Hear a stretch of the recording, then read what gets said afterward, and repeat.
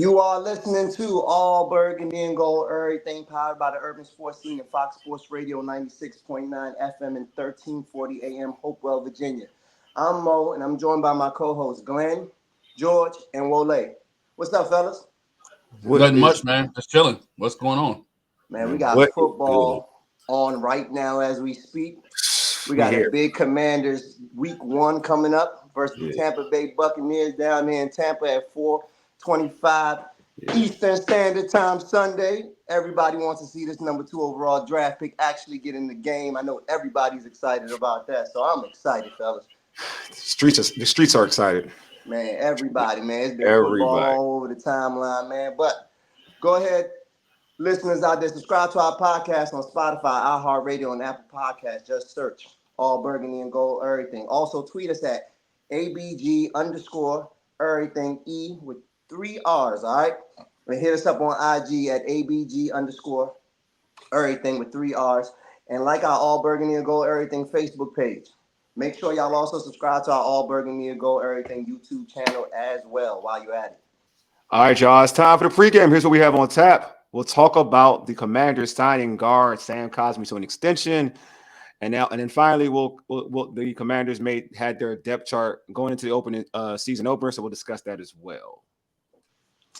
Here we go. Let's get it started. Yesterday, the Commanders signed guard Sam Cosmi to a 4-year extension worth $74 million.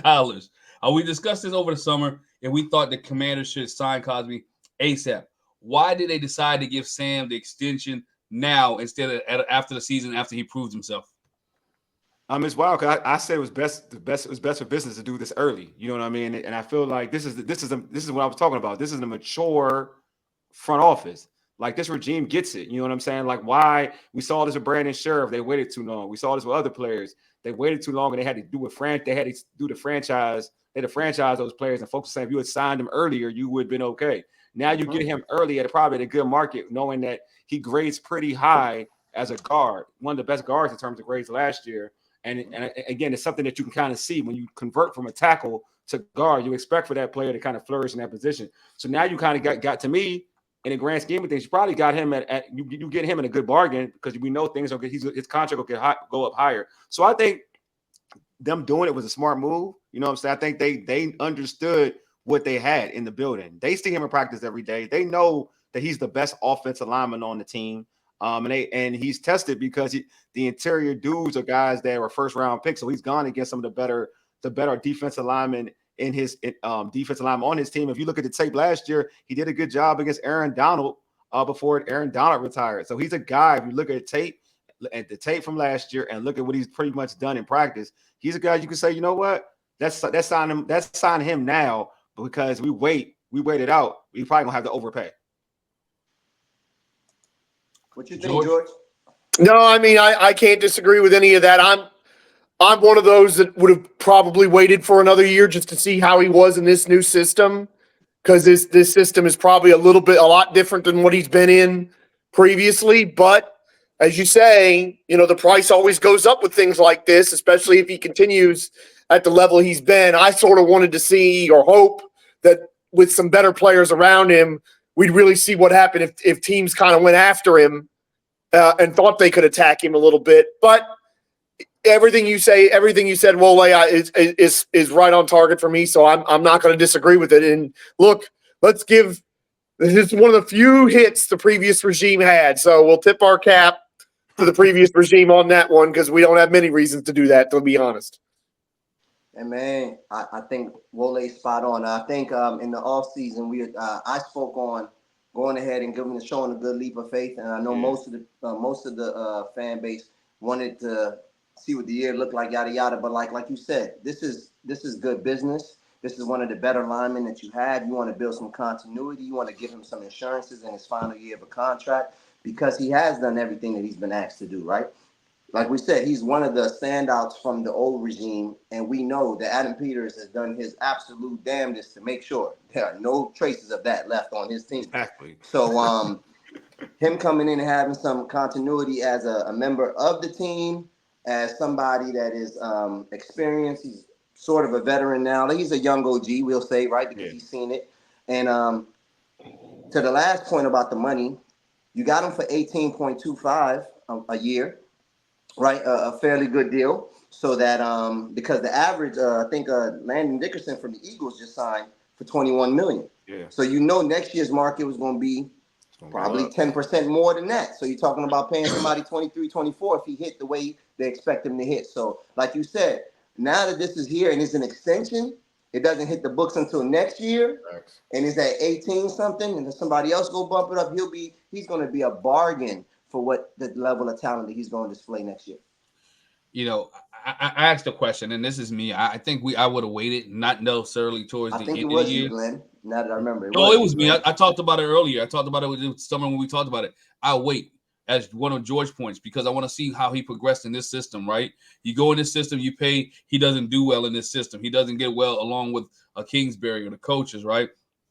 Or mesh with the offensive line. We know this offensive line that the Washington Commanders have now. This year, it won't be the offensive line they have next year, right? It's gonna change. So now he's gonna mesh. So what we do is, if you're the Commanders front office, you sign everybody around. It's very unlikely that you sign, you build your offense around a guard, right? You build it around a left tackle, and so by giving him the money that they're giving him, what do they pay the left tackle that comes in? That's going to be your staple left tackle, right? But you get your left tackle in the draft, Glenn. You know that. You get your Coleman. left tackle in the draft. And plus they like Coleman at left tackle. So they like Coleman at left tackle. Well, but Coleman's not proven, right? We haven't seen Coleman all off season. We're hoping we're going off of potential. We want Coleman to be that guy, or the next Trent Williams. And I'm going to use that Wole statement, right? Let's be honest, right? Trent was one of the best offensive tackles the Washington ever seen. One of the best of all time.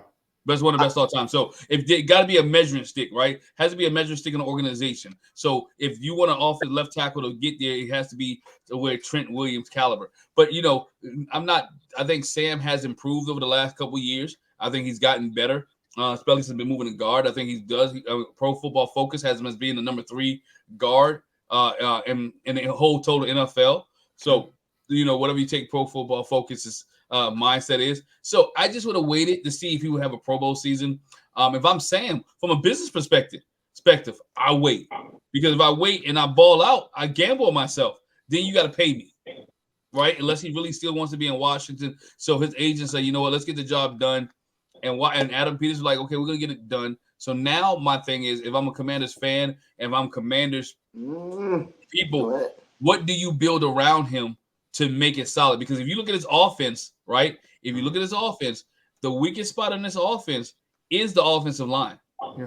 It is not the skill positions. It's not quarterback. It's not wide receiver. It's not running back. It's the offensive line.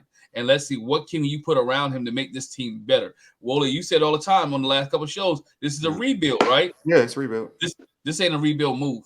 This is a move. I think it is, because you gotta. Glenn. No, go ahead. I'm gonna let Mo go before me, Mo. But Glenn, I think you said a couple of things, right? You said that they should, from the business standpoint, I don't think he could afford to put himself at risk of injury this year. Right? You take that 18 million because he knows the level of player is. If we're being realistic with yourself, right? You take that gamble and it doesn't work out next year, you're left with scraps, right? You're left to come with another prove it deal. So I think that's hard for that to be the expectation of him. When you look at, you mentioned Brandon Coleman, right? Like, this move does not mean that they don't go get a left tackle, because you generally want to draft your left tackle yourself. You don't want to go pay for an expensive left tackle. So if anything, if Brandon Coleman is even average and left tackle is on the table next year, you just move him to the right?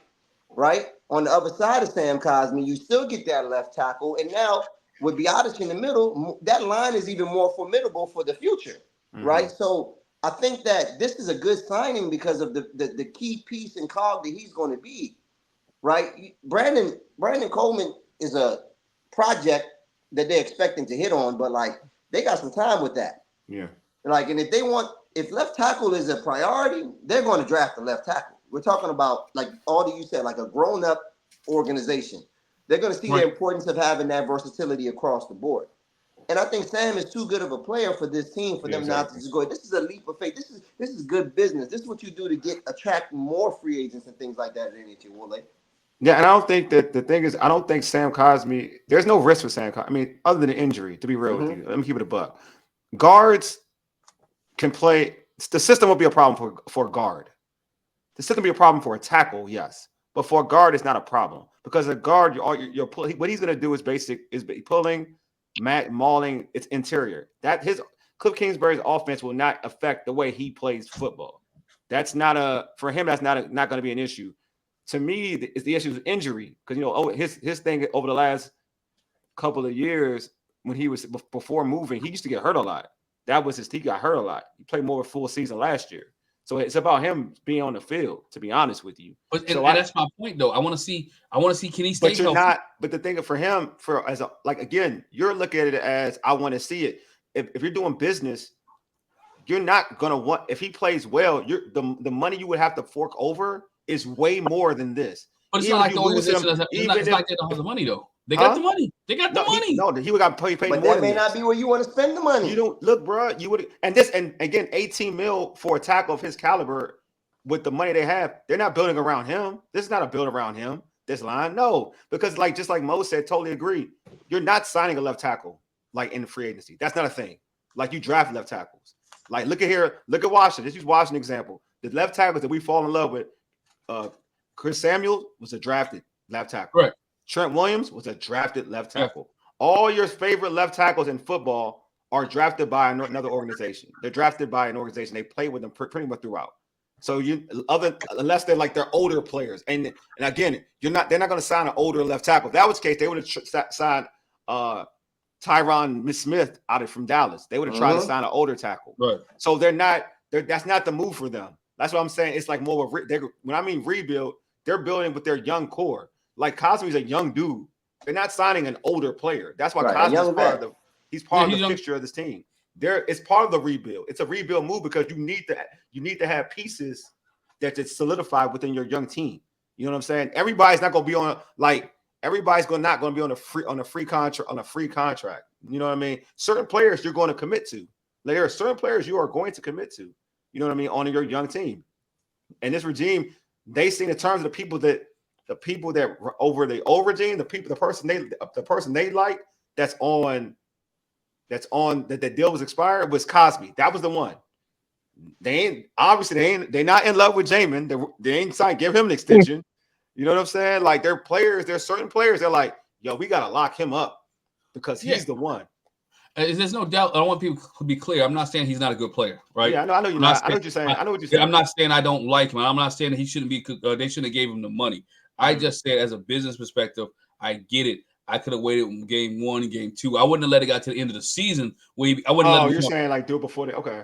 I wouldn't let him become a free agent. Right? Gotcha. I want to clarify that. I wouldn't have did it before the summer. I would have did it somewhere during the season. Even if it cost me an extra $2 or $3 million, I would have took that $2 or $3 million hit on him. Because to you guys' point, I'm going to draft me a left tackle anyway, so he's going to be on a rookie deal. So I ain't got to pay him as much, right? And if this team wins, right, I really don't have to pay him a lot, even if they're in the middle of the road, right? Because I'm not drafting in the first 10 draft picks, so I ain't got to pay that big money. I'm in the middle, so I can still save some money on the back end, see how he performs, and see how he fits. Not saying that he's not a bad player, just using for the. I guess I'm a gambling guy. I'm gonna roll the dice on the player and make him earn the contract, right? With this regime, I'm not paying him off of past stuff because they're paying him off of past stuff. And you said there was an injury problems, right? Yeah. He gave up 1 sack. I'm paying you off where you at now, and let you be a performance-based business. I guess my question is like if it wasn't Sam Cosmi, say it was another one, like one of the other young up and coming left tackle guards in the game. They were good last year. Would you do because honestly, Sam Cosmi could you make the argument he should have been a Pro Bowler last year? You can make that argument. They should have been a Pro Bowler. You can make the argument. He only gave up 1 sack. So would you, if you wasn't like, you got to think about it this way. He just changed. He came from a different position. Should have made the Pro Bowl. Would you do the same thing? I'm trying to think of give me a guard who was vicious. And today, let me use Brandon Scherf. Let me use Brandon Scherf an example. He was here. Brandon Scherf makes, he started off as a tackle. He's supposed to be a tackle, but he plays guard. Brandon Scherf has a Pro Bowl year, a Pro Bowl quality year. New regime. as good as you know as good as we've seen Brandon Sheriff, would you gamble on a year with Brandon Sheriff like Washington did in the past, or would you just lock him up right there and then? Because Cosmi had an all-world year. Like giving up 1 sack is not a joke. Like that is he went against studs. So obviously he was one of them. He just the reason he didn't make the Pro Bowl because he was on a bad team. He was on a bad team. That's the only reason why he didn't make the Pro Bowl, because he was on a bad team. Because again, if you look at tape, what he did, Aaron Donald and other dudes at D tackles, some of the most prolific D tackles, he only gave up 1 sack. Think about that. And the Eagles got a bunch of bad D tackles, like vicious D tackles, and he held his own. So I'm just saying, like, the body of work is real. It's not like a gamble type thing. The body of work is real. So, like, you want to take a gamble on a dude he's been tested. Like, I don't see how anybody would gamble on a dude that's been tested. Like, he has been him. He was him last year. The only reason he doesn't make the Pro Bowl is because he's on Washington's team. With that said, Wole, with that him status that we said that he achieved last year, where do we rank him amongst the offensive guards throughout the league in the NFL? As I mentioned, he's third. Pro Football Focus put him as 3. So you have him in the upper echelon. I think he's top 5. If he's top 5, then Glenn, everything you just said about making him test himself is contradictory, because top 5 at worst, and you're saying number 3 for PFF for $18 million, according to what the last 5 guards have gotten, dating back to Quentin Nelson's contract at $20 million per. Yeah, you saved some money. There's nothing to see. I just think that I'm just saying, like, I think that the only reason why he's not a Pro Bowler is because he's in Washington. He was in Washington. That's the only reason. That's fair enough. Nothing to do with. That's fair enough. You know what I'm saying? It's nothing to do with his play. Like, we're really looking at his play last season. He transitioned to this spot. He was not just good; he was dominant at his position. Not good. He was dominant. So I don't know what a dominant dude has to prove. Like, you know what I mean? Like, because we pay people off that type of stuff, and it wasn't like, you know, he's coming off a contract year when he did it. Like you like look at Mo. Like Mo uses Deron Payne for an example. He was like, all right, you did this in a contract year. Like, it wasn't like Cosmi did on the contract year. No. Like, there shouldn't be a thing like folks wanted Payne to get his money after that 1 year, right? They did. Folks wanted to get him to get his money. Nobody was like, what Cosmi didn't do it off a contract year. He did it off of just being changed positions. And he said, if people remember, he asked Rivera, like, yo, what do you think for me to be dominant? What do you think I need to do? Like, if you want to stay a tackle or guard, he said, be guard. I think you could be a dominant guard. He did that. He dominated the guard when he moved. So I'm like, to me, he's a top 5 dude. Like, I look at him like one of them. Now, I feel like it would be magnified if he had other core pieces around him that could play to his level. Then everybody would see it. He'd be a Pro Bowler. They win games. You know what I'm saying? But he'd be in the conversation with Quentin Nelson, because they play a similar brand of football. They finish plays. They don't hold. You know, Quentin Nelson took a step back last year, but we still know he's in that conversation, right? He's done enough in the league to earn that respect, right? So I think, I think there's a lot to look forward to with him. Because with him. And speaking of what to look forward to, right? Speaking of what to look forward to, another thing that happened this week was the official depth chart that came out. Mm-hmm. All right. If we could pull that up right now for the fans and listeners to see. Okay. The listeners can't see, but the fans. I'll pull it up. Hold on. The viewers to see. There you go. I think we should spend some time talking about the surprises from the depth chart for each one of us. All right, hold on. Let me see. I'm gonna let George go first. You can go first, George. Okay, the first surprise for me was Johnny Newton, and only because I thought he was going to be PUP.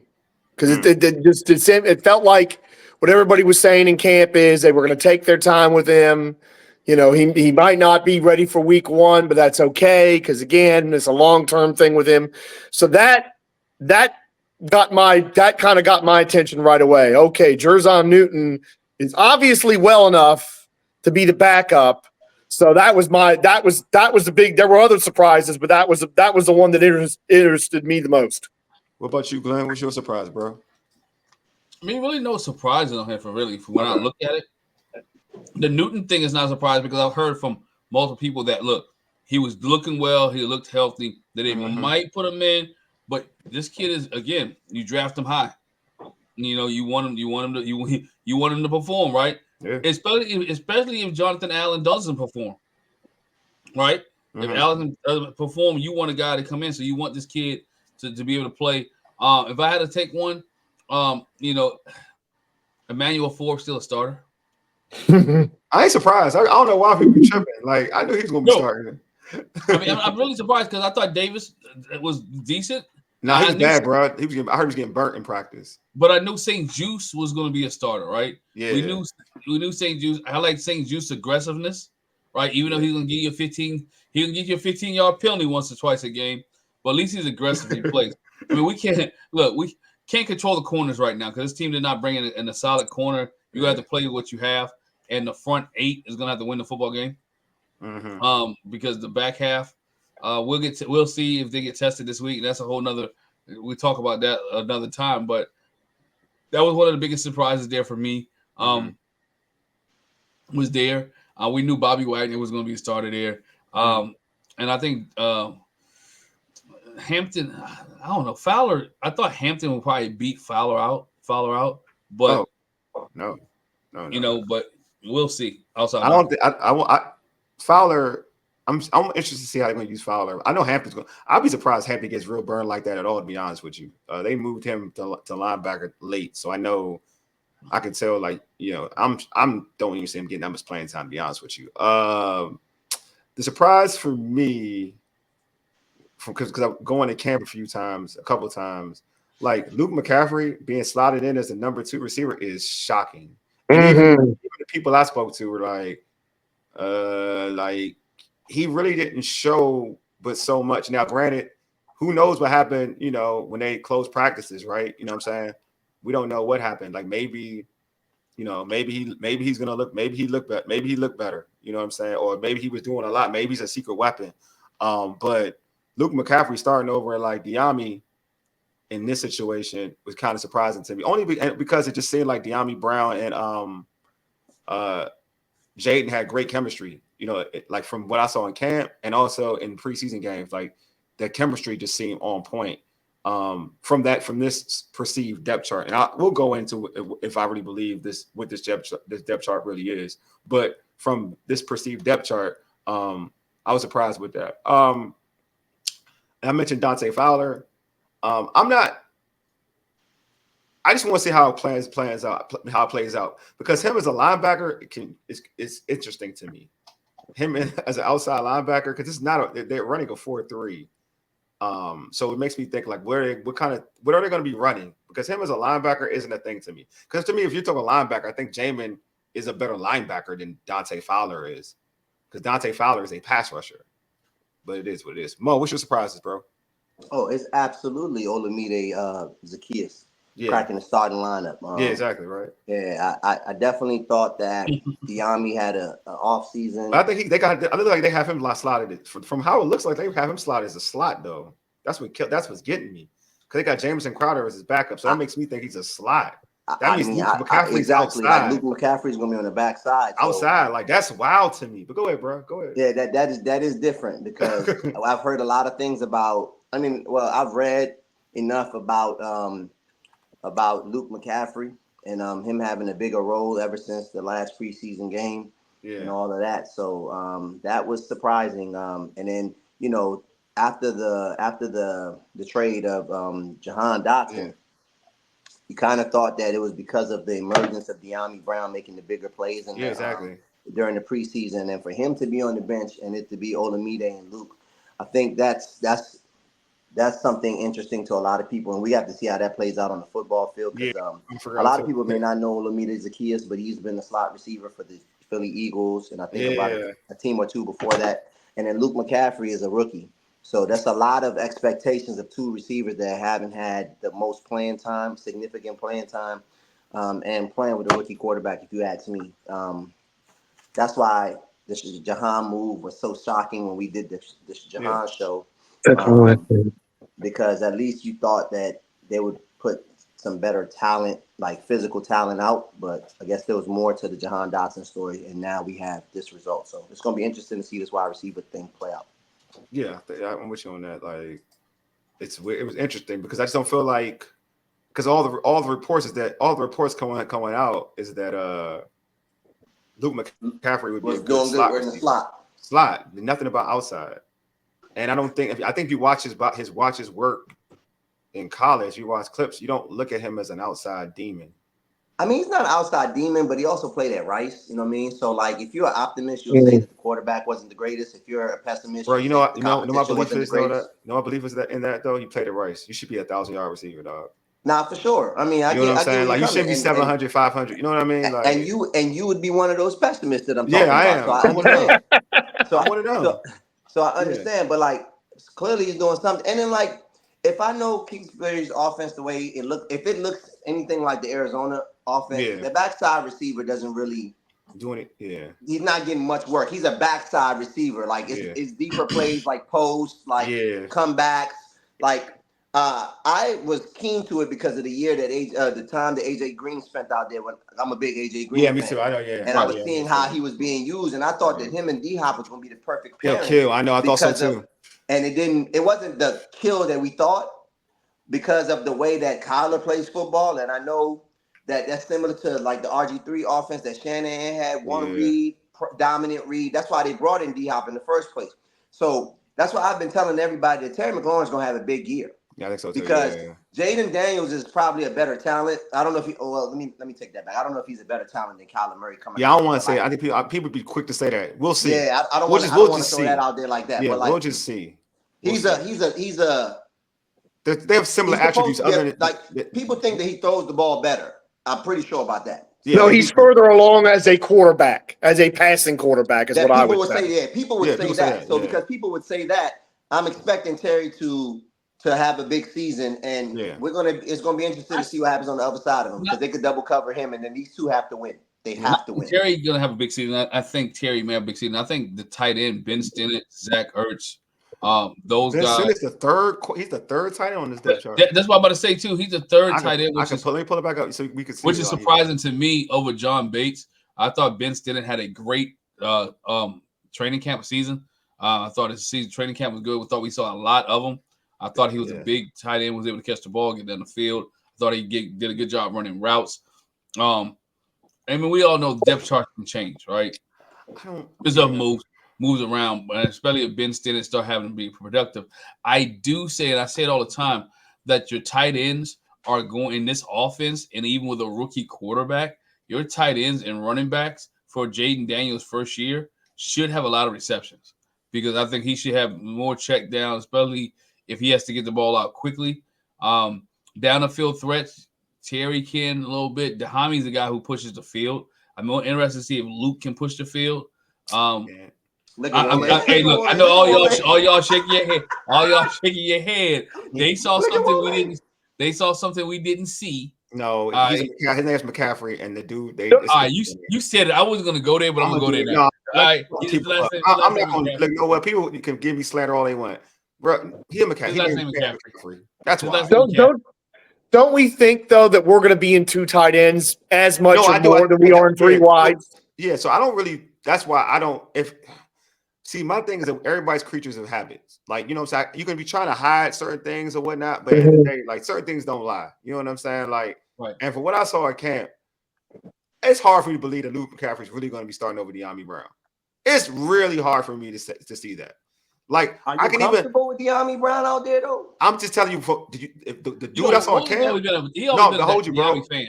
I am, but no. This is like my eyes real. Like I kept it a buck with even with certain players. What I saw in camp. Oh boy, was giving people major work. I ain't the only one who said this too, bro. Like I ain't the only one. He giving people major work. He is burnt. I ain't seen not Mikey. Mikey was on one, but all them other corners was getting big work. But okay, big work. It's our corners though. No, but I'm saying you're telling me competing versus the other wide receivers. Like you're telling me in that wide receiver room. Like Diami was the second best dude that I saw. Like the second. And it's no knock on Luke McCaffrey. I'm gonna be real, dude. I barely see him do work. Like I barely saw him do work.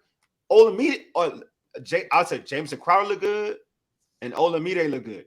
I ain't gonna hold you. Olamide look good. I ain't gonna hold you. He look good. We saw Diami progress last year. There was some times where you saw Diami with Sam Howell, like, dang, Look at Diami, right? Some of the deep balls that Sam threw to Diami, that he caught for touchdown, even the ones that he missed, he was open, right? Yeah. And so I think his route running and his explosiveness has gotten better. Yeah. I think Diami just can't blow the top off. Like you said, those closed practices or those meeting it rules, has to be something. The things that we didn't see had some weight Yeah. for them to make the decision. I do want to add on this, like something you said about it's wild what you said about Senate. Like I don't think like Senate's camp was like lukewarm to me, like because he dropped a lot of passes.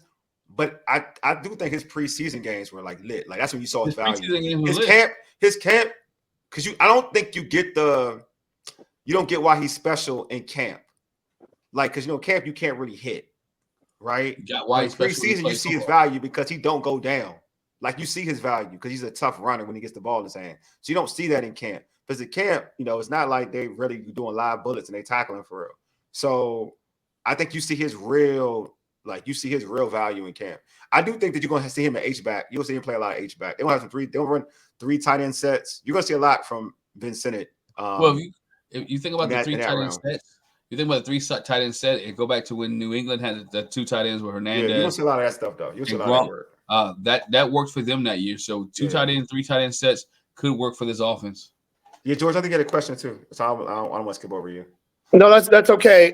I want to take our conversation back to some of the players we talked about who were surprises. And I mentioned Jer'Zhan Newton being a backup and not going to PUP. Mm-hmm. So what kind of snap count are we looking at for Johnny Newton on Sunday out of, say, 65 defensive snaps, if that's what it is, or 60? Are we talking about just third downs, 15 to 20? Maybe if they do a 5 lineman front like they sometimes did with the previous regime, do we play Payne, Allen, and Newton together? What are we looking at for Jer'Zhan Newton this weekend? If he's active? Yes, if he's active. If he's active, I don't see it being a lot. Maybe 25%, if that. Okay. Yeah. So that's 15 snaps if it's a 60 snap. Yeah, because I think he hasn't played any preseason. He's coming off an injury. You got to worry about fatigue. He's a rookie, so that's why it's different. He's not a vet. Healthy. We don't know he's fully healthy. That's what scares me. You don't know. That's what I'm saying. So I don't know. Like I wouldn't. Like truth be told, I would have him on the PUP list. I would have him on the PUP list. I would because you already have Allen. You have Allen. Yeah, I'm with you. But obviously, I felt like when they traded away a Ridgeway, like they must feel like he's healthy. That's about the point I was going to make too. Is that not only trading him away, but he's if he's on the depth chart, that to me says he's going to be active and he's going to play. Because I feel like the everybody likes the kid. Go ahead, everybody likes the kid. They say he's smart, says he's aggressive, say he's physical. He pays attention in the room. They speak. Everybody speaks highly of this kid. Mm-hmm. Remember, they drafted this kid. The organization said he fell to us in our lap. We can't believe he was on the board. We can't believe he was still there, right? Mm-hmm. So you have to get this kid to show up. The organization. We talked about the organization has changed, right? You give this kid confidence and you give him 15 to 20 snaps a game, unlike what they did to Khalil Hudson last year. Right? Yeah. Look, how many times have we got on the podcast last year like that dude should be playing? Yes. Oh my God, yes. Oh, because they had Mayo. That's why. Right. That dude should be playing. And they had the other dude too. I'm sorry, because they didn't give him they had Bostic. No, and the other one too. What's his name? Cody Barton. That's what now. Cody Barton. They didn't give him any love, right? So when you got a young guy now with new regime, you put him on a roster, you give him support, you let him know that you as an organization drafted high, you supported him, and if he's healthy enough to play and they clear him, and he's not on the pup, let him play. This is my thing. He's healthy playing. All right, but I'm with Mo though. If he is trying to overcompensate just a little bit, he ain't play. He shouldn't play. But I'm with Mo though. If he's healthy, you play him. But if you see any level of injuredness, you put him on. You bench him because he's just that valuable. And to me, like from all accounts of what I've heard about, like he's pushing it. He's definitely pushing it. He wants to play. He's pushing it. But sometimes you just got to control the athlete. You got to say, you know what? I know you're a competitor, but I got to look out for what's best for you, and I got to sit you. You know what I'm saying? Like I know I'm excited to have you. Like if I'm the defensive coordinator or the head coach, being a defensive minded coach, you're excited. You want your toys out there, obviously. Like you want to see how he lines up with Jonathan Allen, Deron Payne, and Newton on the same line. You want to see that, right? But at the same time, you just kind of be like, you know what? We gotta look out for you. You know what I'm saying? We gotta look out for you. We gotta make sure you're right. If you ain't 100% right, ain't nothing wrong being on the PUP list, man. For real, ain't nothing wrong being on the pup list. But it did scratch. That's why I scratched my head when they traded Ridgeway. I was like, all right, I ain't gonna act like I think he's guaranteed. He's definitely hurt. I'm gonna trust this. I'm gonna trust the process and look at it like, all right, maybe he's 100%. But if he's 100%, then yeah, be out there. But even him being 100%, I'm gonna keep this a buck. I don't think he should be seeing that many snaps because I just feel like you got it. I would ease him in because he's dealing with injuries. I'm easing him in. And he's a high motor guy. He is. I know he is a high. Exactly. Yeah. Tomorrow will tell. He didn't practice today. Just check it out. He did not practice today. Don't know. And today, as we record, this is Thursday. Don't know if it's a precautionary measure. If you don't practice on Thursday or Friday, that's the one. If you don't practice on Friday, you're not playing. So tomorrow, when some of you guys listen to this podcast, check out the website for update. Whatever, we might give an update. But if he doesn't practice tomorrow, then I don't think he's gonna play on Sunday. Yeah, and plus, Mathis, who had a good last preseason game, but I would have kept. That's why I would have kept. I wouldn't have traded Ridgeway, but that's me. They got draft picks. So I think you had time. You had time to keep Ridgeway. You could have traded him mid-season. You know what I mean? You could have waited till he was confirmed that he was 100%. I agree. You play him in the rotation with Ridgeway. There's 4 of them at that point. You know what I mean? For 1 or 2 weeks, let him get his feet wet, and then you release the hounds. You know what I mean? Yeah. But they chose to get rid of Ridgeway. I don't think they got that great a draft compensation that they couldn't save John was it 7th? What was it? 3 or 4 games. Was it 7th? What was it? Yeah, you're gonna get a 7th. You can get the same 7th in week 5, week 6, week 7. Yeah, I'm with you. I'm totally with you. George, you got another question, right? The other question, the other big surprise is Luke McCaffrey. I think that all caught us by surprise seeing him up there. And you kind of already had the discussion, but we can carry it a little further. What does Luke McCaffrey having that spot on the depth chart mean for a Diami Brown, who we all saw perform really well in camp and in preseason games, especially that first game, making that catch, that great catch on Jaden Daniels' excellent throw to set up the touchdown in the first game. What's the situation with Diami Brown if Luke McCaffrey really is the starting slot receiver? As at least the depth chart seems to show. I don't believe that crap. I don't blame you, but I don't believe it. I'm sorry, I don't believe they put it out there, so it's I don't believe in the depth chart, man. Because I feel like if that's the case, y'all might as well just trade Diami. I ain't gonna hold you. If Luke McCaffrey's your 2, I would just trade Diami. Because I feel that's just how I look at it. Because if Luke McCaffrey was killing it like that, for real. There was no need to even keep Diami, in my opinion. I'm trying to figure out if they got some kind of special package with Luke McCaffrey in mind, like some gadget plays and like some of the things you see with Xavier Worthy, some of these other guys with the little fly sweeps and that kind of thing. But he wouldn't be the one for that. No, George, know what? I was on see this gadget thing. Look, man, everybody, look, that last name is like that. I'm serious. I feel like people act like hey, Glen, I don't know. You gotta get Wole. I worked hard. I ain't gonna lie. The draft. I worked hard on our draft show. I watched tape. I watched highlights. I watched stuff about dude. I was breaking down every every player. I was like the Jordan McGee. Jordan McGee. I like him. Like I watched him. I like him. I was looking at every Jer'Zhan. I saw him. I'm a Michigan fan, so I saw him. But I watched him again. I was like, he's a dog. I even like Jean Baptiste. I thought he popped out to me as a 7th-round pick.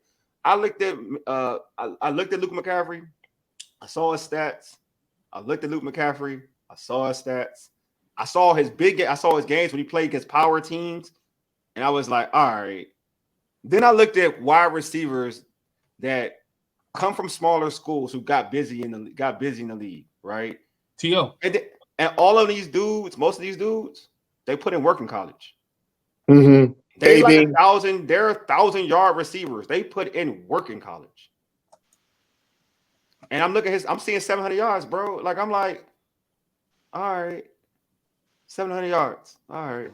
Against Texas, you didn't really do anything. Mm. I'm like, against like some of the good schools you in your conference, you didn't get like you had one game that you had 100 or something. You had a big game, one game, which kind of helped your season stats.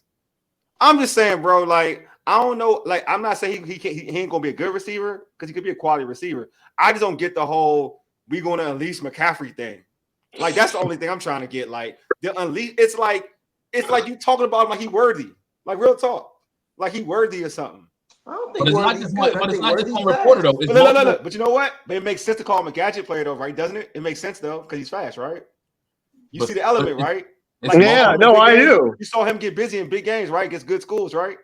I mean, in terms of like what game he played well against was it Bama? So hold I on. didn't think Worthy was the first round pick by any means. I didn't say that. I say he got a skill set that makes him a first round pick. Hold on, let me clarify for the listeners. Let me clarify. So, did you like, or did you not like the draft pick, or you just don't like the fact that he's starting over Diami?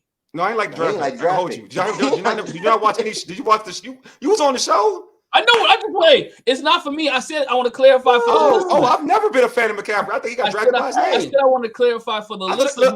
Let me even clarify. I'm making even more thorough. To the draft, there are better wide receivers on the board. Jerry Rice's son, Luke McCaffrey got drafted over Jerry Rice's son. I don't think he was good either. Hold on. Look. I say he was that great, but he's better than Luke McCaffrey.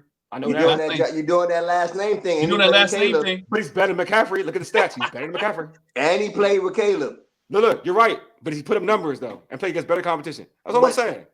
That's all I'm saying. Got a quarterback to give something, man. So hold on. What would McCaffrey have to do in order to make you a believer? What? This season? No, in this season, as a commander, he play well. I can believe he play well. I can say I'm wrong. Anybody who knows me knows that if you do something well, I'm gonna say I'm wrong. No, I'm not saying you have to say you're wrong. I said, what would he have to do? What kind of numbers? He has to be good. Okay. Like he can't be Dax Mim. Oh, I don't think anybody can be Dax Mim. All I'm saying is he can't be Dax Mim. That's all I'm gonna tell you. I'm not saying anybody can't be. That's all I'm gonna say.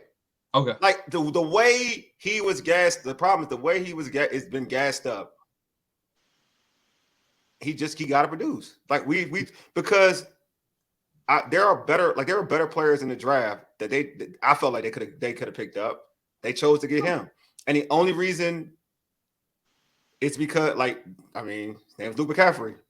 His brother plays for the San Francisco 49ers. AP comes from San Fran. That's all I'm saying. Like. That's all I'm saying. AP knows exactly the player he's getting because he came from San Fran. Yeah, it doesn't mean he knows his brother. That's right. He knows his brother. He knows his family. No, he knows what Luke can do because he's been around him and his brother. No, I mean it's cool. He knows his brother. Sometimes you get a little too close with people. That's all. Sometimes you get a little too close to people. They say sometimes the best job you get. I'm getting an example, bro. What you can do is about relationships, bro. And that relationship has been there. Facts, and I'm gonna be real. Like, all right, I'm gonna give an example. Like, I have a very good relationship with like the Gary Russell family. Like we interview him, whatever. Dude, I be biased as hell. I don't want to lie. My judgment gets clouded a lot. I own that. Adam Peterson's judgment is clouded. He owns it. He should own it. It's clouded. Own it. That's all. Own it. Own it. I own it. I own mine. Rashard Breeland. Look, Rashard Breeland. This depth chart, man. Rashard Breeland. I be biased. I own it. I own it. Like at least I can admit I admit who I am. Like I own it. Adam Peterson's okay. McCaffrey, he's cool. It's okay. You can own it. You like him a lot. It's cool. Look, man, McCaffrey go ahead and gets like 100 yards, get busy. I'm gonna come on this show and be like, I was wrong. He's the man. Blah blah blah. I'll do that, but I doubt it's gonna happen. So I ain't gonna hold you. Who you putting on your fantasy? Who you putting on your fantasy team? Luke McCaffrey. I know that. Not Luke McCaffrey. I know that much. Y'all not getting me with that. Yeah, I picked up Diami Brown in one of the dynasty fantasy leagues I'm in. Sorry for you, man. He should be. I hope he does play though, but I don't look. I hope he plays. I thought about getting Diami in the draft, but then I'm glad I didn't. I was like, yeah. Y'all thought about getting Diami Brown in the fantasy and deep joints, man. You know how it is when you got a bunch of especially in dynasty. You know, this is like the second or third year of this league, and he was sitting out there, and I'm like, and after he had that good first game in the preseason, I said, why not? But you know what? And look, one thing we do have to remember is we've all been saying it, and it really, and I think it's proven to be, this depth chart kind of proves it. There's Terry, and in that spot for number 2 could be anybody. Yeah, it could be Noah Brown. It could be anybody. It could be Noah Brown. It could be Noah Brown. And let's remember, Noah Brown would have never been available if he hadn't got hurt. Right. He's only available.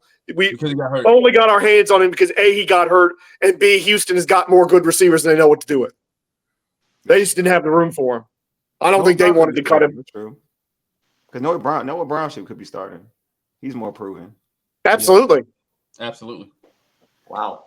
Yeah, I'm not a big Noah Brown fan either, but he's the Ohio State dude, so that's my biasness again too. See, I'm honest. I don't. Really, I mean, Terry's you Ohio saw State him flash in Dallas, and you saw him flash in Houston. Well, I mean you are the playing. help is a One thing I question. will say, like, see, I'm gonna go to what Mo was talking about college. Like you play with Caleb, right? It is something about when you like. Well, I feel for like Terry or any quarterback, any receiver in Washington. To be honest with you, over the last couple of years, the quarterbacks you had to play with is atrocious. But like Noah got to play, regardless of how much folks may hate Dak Prescott. Like he throws for a bunch of yards. He gives the receivers the ball. You may hate Dak Prescott, but he gives you an opportunity to make plays. Like regardless of how you feel about him, the stats speak for itself. And you play with CJ Stroud. I'm sorry, I don't care. I'm sorry. You play with CJ Stroud. It is what it is, right? I mean, like my man Nico Collins wasn't putting them numbers like this, and then CJ Stroud was there. He's over 1,000 yards easy. So I'm just saying, like you playing with CJ, so your numbers will look better. You'll see, you know what I'm saying? It will look better. So you'll see it even with Jer'Zhan going in the Eagles. Like his numbers have an opportunity to be better. You know what I'm saying? Quarterbacks do make a difference, though. I'm using Mo's argument. He's right. The quarterbacks will make your receiver look better. Yes. You know, and we got a quarterback that could do be that way. You're not playing with Taylor Heineke. You know what I'm saying? So it is what it is. Couldn't let that go. We're still in the league, by the way. You couldn't let that. It had to happen, man. Just Mo, spiteful. it had to happen. Just spiteful, man. Because I'm petty. Mo, I'm petty. I see. I'm very petty. Wole is not telling lies, though, is he? Not telling any lies. Not telling lies. Taylor's coveted. Taylor got traded for by the Los Angeles Chargers, man. Yeah, he's coveted as a backup. I love Jim Harbaugh, man. Jim Harbaugh be doing charitable work, man. I love Jim. He's just charitable. He's charitable work. Hey, Heineke get a couple more years, dog. He get the NFL pension. You know what I mean? Yeah, that's what I'm saying. Jim is that dude, bro. Jim is that dude. Like he be saving. Jim be saving lives, man. He be saving lives. Like he do. He be saving. Let's not talk too much more about Jim Harbaugh. Or I'm going to start fighting here, and I don't want to do that. Oh, I love Jim. Jim's amazing, man. All right, so I don't want to do that. So I know all this talk, but when you look at this, because we had I was speaking to Candy Waller from Bowie TV, the Bowie TV Commanders reporter, and she was like, you know, this team is keeping everything under wraps. Like this is the thing; they're trying to be very secretive. You know what I'm saying? So do you see this depth chart as that's why I'm like, when I look at this depth chart, there's certain things I just don't believe. You know what I'm saying? So when you look at, do you believe like this depth chart is the real thing? Or do you think that they're going to like switch certain things up? You know what I'm saying? Could you get in trouble for putting out a false depth chart? You can put a depth chart, but you have formation. This out. They may be the start, like they may start the game, but they may not see a bunch of snaps. Yeah, maybe that's what it is. Yeah. What about you? What do you guys think? I can't believe that Justin Tucker missed the kick. That's crazy. But go ahead. I'll start with you. Mo. What do you think, man? You think this is like that? This is that you think? I think this is very close to what they're trying to do week one at least. I think at least for the week one lineup, I'm gonna go with the game to game, especially at that revolving door, that second wide receiver, until they figure out something. You know, they went with some people that they felt that they can trust based off whatever game plan that they're going with. Like George said, they weren't forced to put out this lineup, and they did it on their own. So I'm gonna go ahead and just say that it's as true as advertised, and is a reason behind it. I'm pretty sure that the media is gonna ask questions about after the game. So we'll see about it. That's true. I'm with that. What about you, Glenn? You think this is like the real deal, or they try? I think legit. I think they believe in it. I mean, depth charts are meant to change, right? This could be the depth chart today, and Thursday somebody get hurt, somebody move, or as we meant, Newton practices. So I mean, right now the first game, I like the depth chart. I think this put this team in the best position to win. And so I think that's what you ask for. Week 1, you want to see who can play, right? And so they put you in position to win. So I believe the depth chart. I think it will change. It won't be the depth chart week 2, but it's going to be what it is right now. What you think, George? I mean, I gotta take it at face value because the team is the one putting it out. It's not.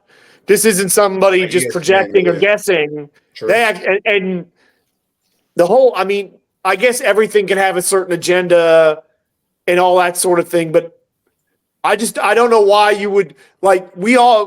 I heard what you and many others who were at camp were saying about Luke McCaffrey, and I think we saw it in the games. Luke McCaffrey was kind of So it's just, I mean, unless doggone, I mean, maybe he is that deep in his bag that he's got stuff from that's McCaffrey, that's special for McCaffrey that he just wanted to not show. But I find it odd that he didn't play a lot and didn't get a lot of reps. And we're talking about him maybe getting starting reps week 1. I think that's something that's I have a little bit of a question about. It's sort of the same thing. You tweeted me earlier about, Brandon Coleman and what the situation is there. Yeah. It's hard to throw guys out there with no reps that are rookies, that are with literally no reps in the preseason that are rookies. I don't think it's a smart thing to do. You don't want to be doing that if you can help it. So, I mean, they got to have something up their sleeve with Luke McCaffrey. Otherwise, they wouldn't have put him up there that high. Correct. Yeah, I think it's legit enough. I mean, I guess it's legit enough. I mean, I do think that certain things, I think they're like, it's going to be, I mean, a lot of dudes are going to be rotated in and out. I do believe that a lot of dudes will be rotated in and out because everything's still based on competition. Like Luke McCaffrey, as we lose Mo? Oh, yeah, Luke McCaffrey, he'll probably jump back on. Luke McCaffrey is we'll see. Like, it could be the secret. If I'm wrong, it's like you say, this is a week-to-week thing. I think it is. We're going crazy because it's week 1 and oh my God, but this is going to the depth charts are going to they're going to be a lot of movement in these depth charts this year. And like, cause it looks like Lucas from where I got heard from somebody in camp. Like Lucas may start week 1 because again Coleman was dealing with injury. So and that's the thing. It's like I could when Coleman was put up there as a starter, I was sitting there going, "You're really not going to throw this kid out there having no preseason reps." I've heard. I've heard he like that in practice. Yeah, I heard he like that in practice. He may be like that in practice, but I'm sorry. Is that the best? Rookies need to play in the preseason. I don't know. And throwing him against that defensive line is like tossing him not just in the deep end. You're tossing him in the ocean and saying swim. But I agree with you. He's going against in practice. He's going against some of your best defensive linemen in the league. Okay. No, he's not. No, that I won't say. He's not. Their DNs are trash. I ain't gonna lie to you. I'm talking about one-on-ones. Are you sure he's going against Jonathan Allen? Oh yeah. No. To your point, I think this is to your point with the one-on-one. So to Glen's point, you're right. I heard he's done well in one-on-one. This is what I've heard, and honestly, I'm gonna keep it like it doesn't really. All right. So when we're talking about this offense, this Washington Commanders offensive line, it's not really about who. He's beating out who? I guess that's the question. Like who? Like I like Lucas, but Lucas ain't elite. So what is he worried about? Like so when someone tells me he's the second best offensive lineman, okay, then maybe he should start then because his offensive line isn't great anyway, it ain't special. Yeah. Like, who are we like? Why are we fighting to start him if the other dudes aren't better? You know what I mean? Like, yeah, he's a rookie. He may not be better than him. Like, he's better than Wiley, but we're cool with starting Wiley. Do you get what I'm saying? Like, so for him, yeah, like I think when someone says he starts, it doesn't bother me because I'm like, all right, he starts. Right. I mean, to be real with you, I'd rather him start a right tackle, and I would start Lucas because I thought Lucas had some good games, a few good games. So I don't have an issue with Lucas starting. It's the Wiley part that I have issues with. I don't think Wiley's good. But and to your point, I think it may be only a few weeks and we end up seeing that. Yeah, so that's what I'm saying. Like, it don't bother me that he's starting. That he was on the depth chart, and we talk about Brandon Coleman, him as a starter. That doesn't bother me because again, I mean, who you bumping out? Who you really bumping out? So you know what I mean? Like, but yeah, but from what I heard in camp, I heard he was like that. But also George too. Like I would have liked to see him not even his work in preseason games because I felt like they were seeing lesser competition on the D line anyway on preseason. I would have liked to see him work in them scrimmages because like the Jets, those scrimmages with the Jets, that would have been they were serious. Yeah, that would have been a real test. Yeah, they were serious. The scrimmages was really that would have been a test. Like that, I would have been like, which was smart by Quinn, right? Which was smart by Quinn, and a lot of people in the league. You saw a lot more in the squad scrimmages this season than you have in the past. Yeah, which is good. Which is definitely good. All right, man. We're lining up for like week 1. I mean, we're gonna talk about. We didn't want to talk about that. The game per se today because we're gonna talk about it during the pregame. We got a lot to talk about in the pregame. Yo, we got join us on the pregame. Join us at the pregame. It's gonna be live 3:00 Sunday. It's gonna be lit. We're gonna have Candy Waller from Bowie TV. Bowie TV, the Commanders reporter. She gonna give us the the inactive list. How the players look. Say who's energized, who looks like they're gonna get burned. So we gonna know who lies where. All this talk about how this depth chart rolling out. We'll get a good idea of what it looked like. How Jaden looks. If Jaden looks nervous, if Jaden looks like he on one. So and then after that, directly after the game, we'll have our post game show where we're gonna talk about whatever happens after that game, and we're gonna probably try to find a couple guests, just to talk to. So so we working on it, but yeah, man, it's gonna be dope. Candy will be in the building. If I didn't make that perfectly clear, she'll be in the building in Tampa. So we'll have her in the building. So. That was dope, man. You excited, bro? You ready? Glenn, you ready? I'm always excited for week 1. Yeah, me too, man. Football. When you are a fan or you're a reporter of this team, you just take it week by week. Facts. There's no look. People don't ask me like, what do you think their record is going to be? I don't know. I'm just going 1 week to week. Yeah, man. I don't do the prediction stuff anymore. I don't really like doing the predictions unless I'm forced to. You know what I'm saying? Hey, what about you, George? Before I get to Mo, because Mo's like not the Commanders fans, but I'm gonna get to Mo though. I'm gonna get to you, Mo. Don't get twisted. Hey, George, what about how excited are you for the week 1 for the Commanders, man? I am cautiously optimistic. I'm a little nervous. It's the fact that we really are in the new era now because last year we were still in the old era. We just had new owners. Yeah. So we were they couldn't do it. They couldn't functionally do anything different because they got the team basically at the start of training camp. We've been through an off season that was tumultuous, but probably tumultuous in a good way. Mm-hmm. A lot of change, a lot of upheaval. We really liked what happened at the draft with a lot of things and this offseason. And you know what? This is a proper rebuild. Mm-hmm. We're not in a situation where we're not going to advance the ball for whatever happens this year, unless, God forbid, something happens to Jaden Daniels. I feel like we are going to be far closer to being a championship team at the end of this season than we were when we started because I got confidence in this front office. I got confidence in this coaching staff to build us the roster we want, and the foundations are being laid. So that's kind of where I'm at. I'm excited in a sense, but I'm more cautiously optimistic. You sound excited for Marcus Mariota? Is that what you just told me?